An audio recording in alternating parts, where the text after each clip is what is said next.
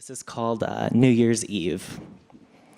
The year comes to an end, lose another best friend. Change the oil in my car, still won't get me too far from the graveyard you made of the only homes I've ever known, walking hours and hours through streets littered with our bones.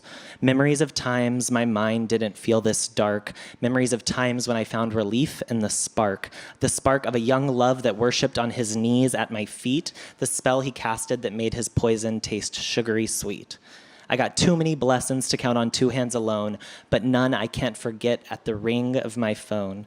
If it's you, please be you. I'll answer the one with the honest intentions, the one that danced naked around in his kitchen. But if it's him over there, the one who twisted my mind, the one who hogtied my wrist with his sharp, splintered twine, I'll let it ring, and right before the line goes dead, I'll pick up and give you back your favorite side of my bed. I'll pick up and let you right back in my head.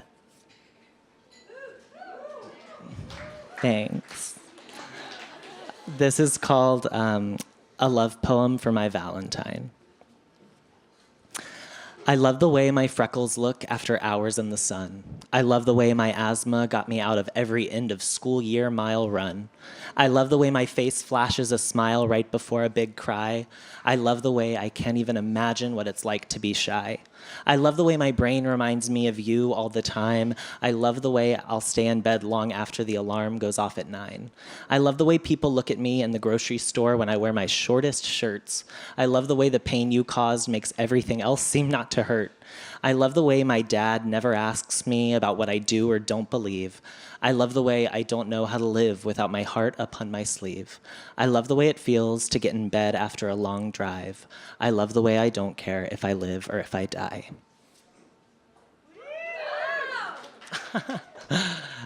This one is the end of the little threesome. This is called Thanksgiving.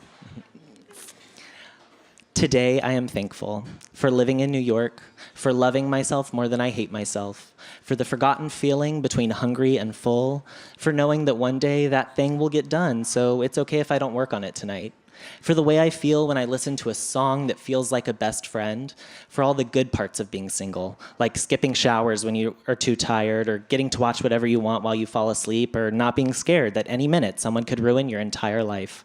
For sisters that like to sing in the car, for parents that still love each other, for talking, hours and hours of talking to people that like talking as much as I do, for long dreams where I kiss the boy I don't really get to and am friends with people that don't even know my name, for movies starring Julia Roberts, for hugging people after they've come in from the cold and their clothes and skin are freezing against yours, for people that appreciate my art and for people who see themselves in it, for people that don't lie to me, and for people that don't tell me the truth. For a really cold can of Coca-Cola that makes me feel like myself again. For long stretches of uninterrupted reading on the subway. For being able to leave my door open when I want to and shutting it when I don't.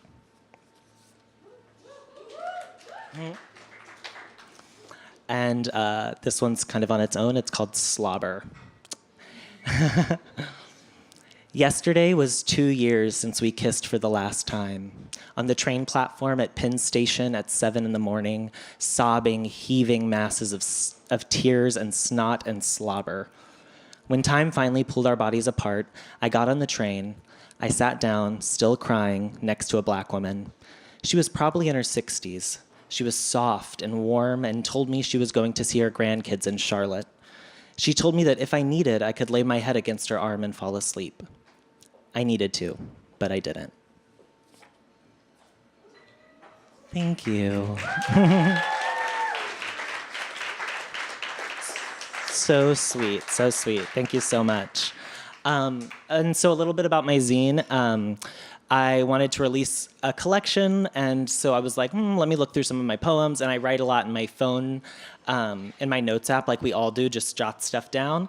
And as I was going through it, I was like, well, maybe I'll just publish the entire thing. And so I decided to but literally publish my notes app from my 24th birthday to my 25th birthday. And I didn't edit any of it, except I redacted some names to protect the totally guilty. So I released it, and I was trying to, and so I write a lot of poems in my notes. I write lyrics down. I write, lists, just like we all do. I just am always using it to take stuff down, and so I compiled it again, like I said, from my 24th to my 25th birthday, and I'm gonna read you just an excerpt. It's actually gonna be the end of it, except for the last page. I'll save that for the ones who wanna buy it. But just to say that it's from June 1st, 2017 to June 1st, 2018. And it was like easily the worst year of my life for so many reasons. It's just a kind of an exercise in being wildly public about my personal life, and which is something I kind of like to be. So we're gonna start with May 2018, and I'm just gonna read a few of them.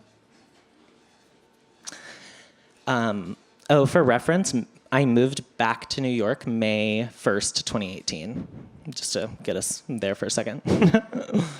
May 1st, 2018 at 2:40 a.m. I cut the light out in my parents' house for the last time. The moon is so bright it shines on me like a spotlight. I am scared. May 1st, 2018 at 3:14 p.m. Building code #8245. May 6th, 2018 at 7:04 p.m. I feel like a person again, like a functioning human. I don't want redacted to fuck that up. I want to be famous so bad. I want everyone to know my name. I want the world to beg me to do anything. I want people to call me beautiful. I want them to say I'm talented and funny and smart, and I want them to think of me as a cherub and a fucking psycho. May 7th, 2018 at 6:11 p.m. The boys on Tinder are so cute and keep piling up. I forgot what it's like to be in a city. May 15th, 2018 at 6:34 p.m. You'll find something wrong with all of them. The doctors, the lawyers, the professors aren't for you. He talks too much and sings too loud. Well, so do I, but it's different with you. And I'll wait in the sun where I know you'll come to find that chicken pox scar on my chest, and you'll break my heart with every word you say, and I'll still give you my best. May 24th, 2018 at 3:27 p.m. Don't let me down easy. Please just don't let me down at all.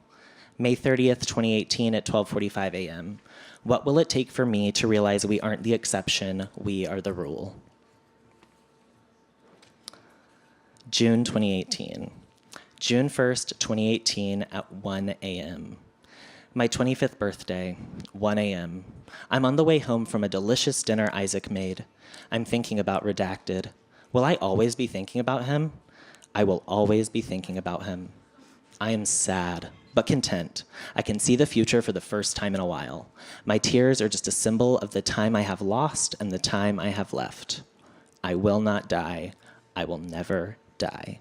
Thank you.